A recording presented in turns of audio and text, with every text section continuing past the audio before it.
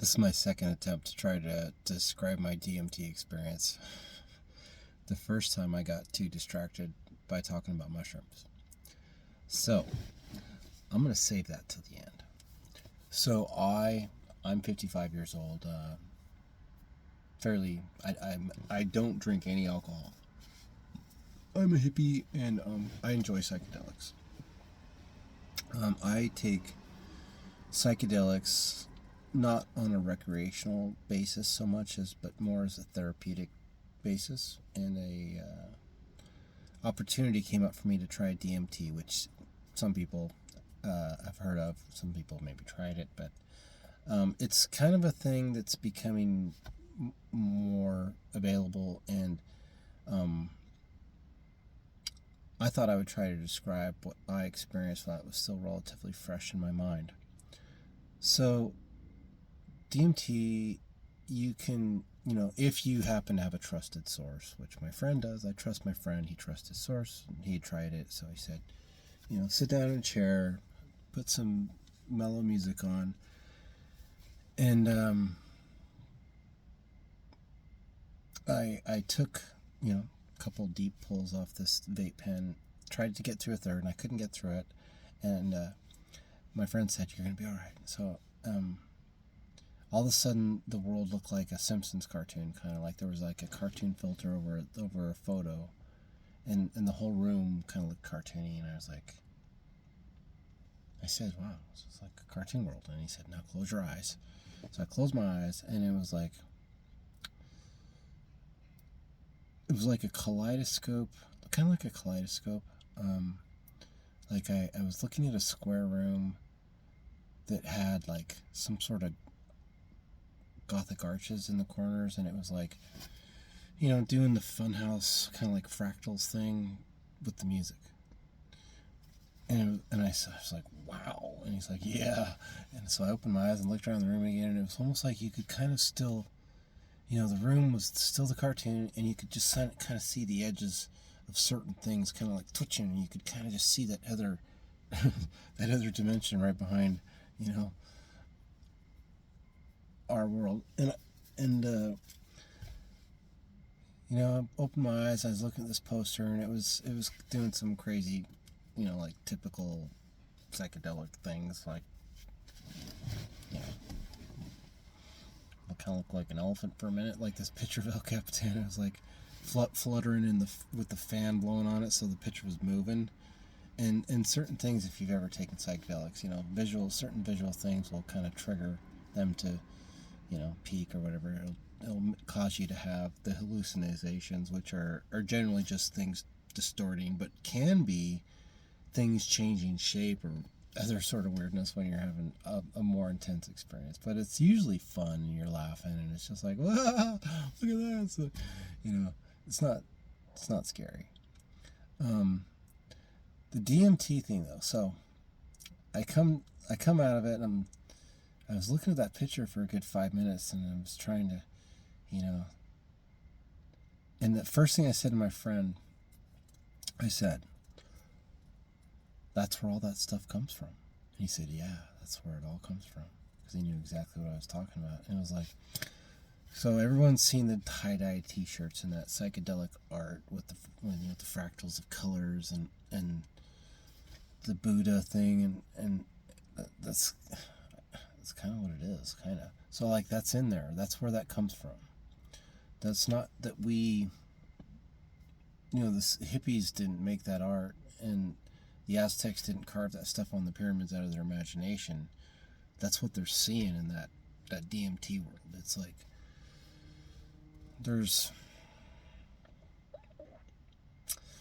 definitely some imagery that everybody sees, that there are common things, and whether it's that the chemicals in our brains are the same, so the chemicals in the DMT cause the same sort of hallucinations. You know what I'm saying? So a bit later, he had left, and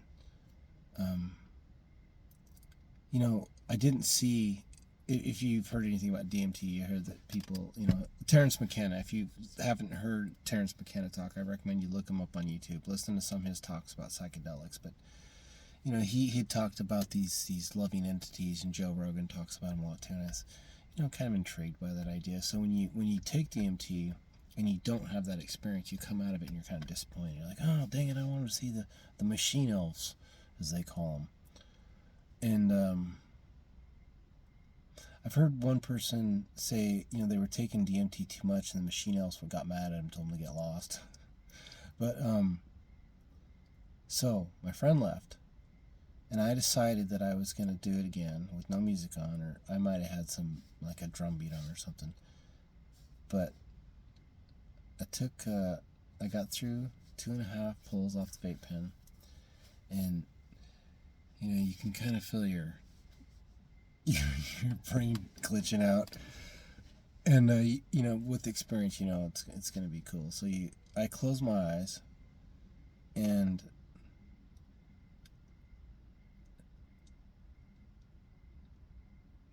I know I'm not going to describe it right or do it justice, but I'll try. But what I seem to experience, the first room that I was in,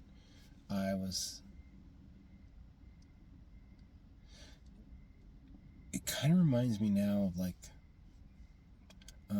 the command deck of the Starship Enterprise, maybe, or like there was this room, and it seemed like there was not shelves, but like something in that neighborhood of there was things like machines, right, or consoles, and I was a little bit afraid, and I'm definitely not interested in any sort of darkness or evilness or whatever, and I wasn't sure what I was experiencing, so I kind of went in, in my mind I'm like this: I am a servant of God, and if you are evil, you stay away from me. I want nothing to do with you. And it seemed like this entity turned around and it looked at me. I could sense that, or I could see it, kind of. And it's not like it's a real clear vision of what was going on. It was kind of like your brain can't really interpret. It's too much. And so this entity turned around and it turned towards me, and I was like, I'm kind of reminded of that scene in Lord of the Rings where Gandalf is like facing down the bottom. I was like, thou shalt not pass. And I was kind of like, you're not going to fuck with me. I'm a servant of God, and if this is what this is all about, I'm out of here. And I got the feeling that it seemed to turn to me, and it kind of gave me a big smile, as if to say, that's so cool. And then it opened up its arms, and it gave me a quick hug, and that was the end of that room. And like it was like a sparkler man, like a man made out of electricity. Like, you imagine the little squiggly lines of electricity. That's what the arms were like. It was like a creature made of light. And I think I opened my eyes again for a second. I looked around the room, and I looked up at the fan, I remember, and the fan looked it's almost like you're looking through some sort of, again, a cartoon or liquid. You're looking through a liquid type thing. Like everything just kind of has this weird sort of filter over it when you open your eyes. So I closed my eyes again, and I'm in my chair, and I'm looking around like this. And over here, down to my right, it's kind of like bright. And over here to the left, I could kind of like lean out this window. And I could look down. And I could see what looked like I think we were in, like, it was like we were in a spaceship, kind of. Like, I was looking out the window of the spaceship. I know, it's hippy-dippy, super weird. Just hang with me. So, I'm looking out the window. I'm looking around, And like down over here is something that kind of reminds me of like the sun or something. Like it's like a light, super bright, can't really look at it. And then over here to the left is like you can kind of see the body of this craft or some of the machinery, and it's like interwoven layers of like spring steel that somehow have like as you're looking at these little things, there's just like faces everywhere. So like the machinery is us. It's made, or it's, you know, people, whatever, something like that. And so this machine hurtling through space in this machine that's controlled by these entities, I think, or maybe whatever. That's just again my interpretation. A couple days later, and you know it begins to fade because the whole thing lasts about 5 minutes. So you're just in for a couple minutes. You're looking around, and again, if you have your eyes open, it's like you're in this crazy kind of drugged out, wacky, rot your brain out kind of thing. But if you close your eyes and you're like looking around and have a like I want to learn kind of thing, it's pretty profound,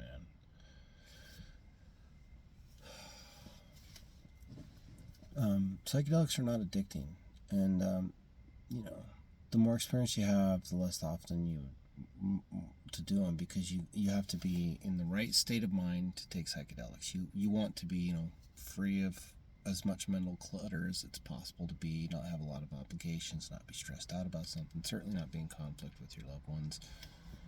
So the best time to take psychedelics is when you're, you know, you got a whole day set aside and you're with friends, people you love, or you're by yourself. And if you take it by yourself, I recommend take them in the dark. Listen to Terrence McKenna, do exactly what he says. Take 5 grams in the dark.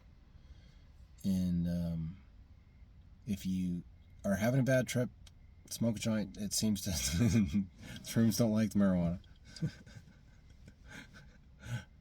That is terrible advice, I know, but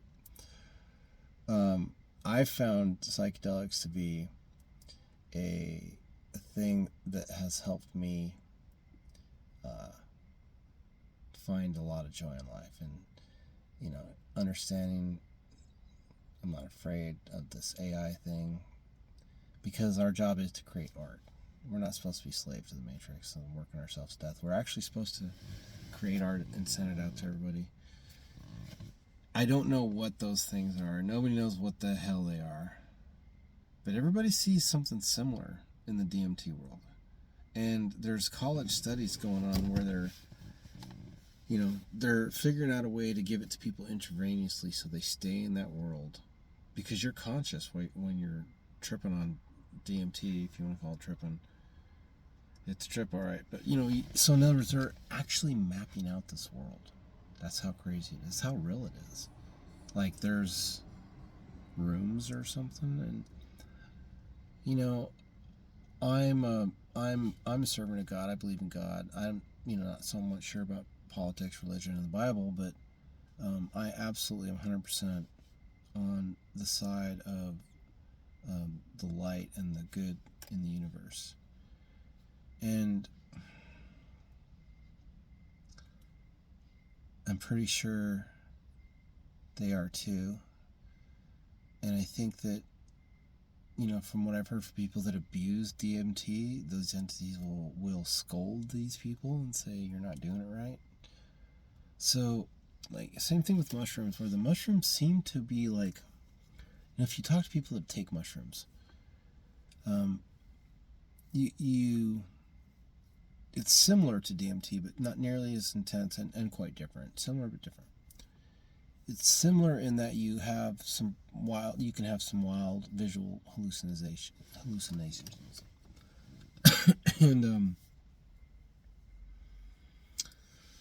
But with the shrooms, if you take them therapeutically, like if you go someplace and you take them by yourself, you take a large dose in the dark by yourself, you're robbing the psychedelics of the eye candy that they seem to enjoy. Like, I'm speaking of the mushrooms as being like sentient beings, because that's kind of what it seems like when you're like sharing this experience with this plant. This plant seems to enjoy our world. We certainly enjoy shrooming. And that sounds crazy, but that's the feeling that a lot of people get when you take shrooms. It's just like you're sharing the experience with the shroom, and then, the feelings when you take shrooms, if you're doing it in the right sort of setting, you get a feeling of oneness with everybody, and that the planet itself is alive, and that we're all, as a rock itself is as valuable and is full of life as us and our pets. And I know it's crazy, but when you take shrooms and you can see the rock breathing and its skin moving just like the skin of a leopard, you're not seeing a hallucination, you're seeing the life that's in the thing, that's in the earth itself. So that those things, yes, okay, there's hallucinations, but really what you're doing is part of your brain is open up where you're seeing things that are there all the time. And you might possibly be seeing like a little bit of wormhole action, because, like, for example, when me and my friend Mike, we took a giant dose. We took 9 grams of mushrooms, and we went up to the mountains, and it just started dumping rain, and we had to go down, and we were like, this is nightmare. This is like doing these giant rains in California. So we were stuck up there in this mountain, shrooming just balls, 9 grams, just tripping our balls off, and ended up down in this tunnel underneath the road, waiting for a ride to come. And so, making our way down out of this mountain, trying not to break our legs, we feel kind of normal. And then you get in that tunnel, and it's something about the light and the sound with the road and the air pressure, and it's like kabam, you're just instantly in that other dimension. Like with the shrooms, it comes in waves. You can just be mellow, and then it's like kablamo. And in that moment, we were in that tunnel, and I looked up, and I could see like the tires of the cars that are on the road above us. I didn't say anything to Mike, because I thought, that's just crazy. That's the sound or whatever. And my mind is visualizing the sound. But when we got back to Mike's place, he said, I could see the cars. I could see the tires through the road. So it's really weird.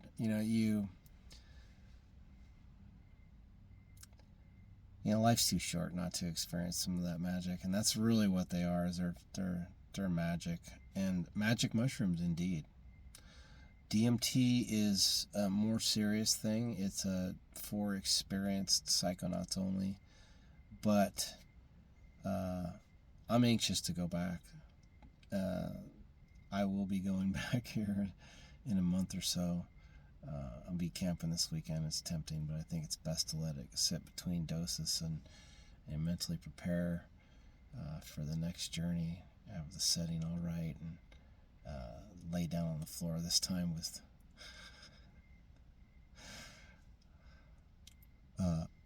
with a camera rolling, so that I can record my thoughts right as I'm in it, and probably freak myself out. But yeah, anyway, I thought I was amused enough with that whole journey to take the risk of sharing it, and I'm sure half of y'all think I'm crazy, but hey, I'm a serious person.